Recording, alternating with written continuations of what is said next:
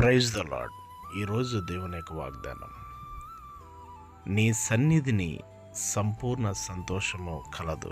16వ కీర్తన 11వ చరణం. ప్రియులారా, దేవుని మందిరమునందు నివసించువారు ధన్యులు అని లేఖనం సెలవిస్తూ ఉంది.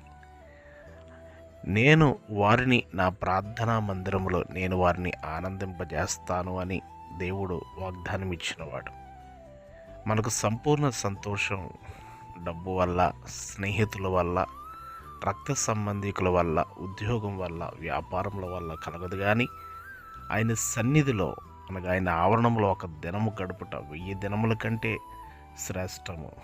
ఆయన సన్నిధిని మనము అనుభవించగలిగినప్పుడు, ఆయన సన్నిధిని మనం వెతకగలిగినప్పుడు సంపూర్ణమైన సంతోషాన్ని మనము కలిగి ఉంటాం. ఎందుకంటే ఆ స్థలం దేవుని మహిమతో నింపబడి ఉంటుంది కనుక. మీకు ప్రార్థించే దైవజనులు డేవిడ్ రాజు గారు.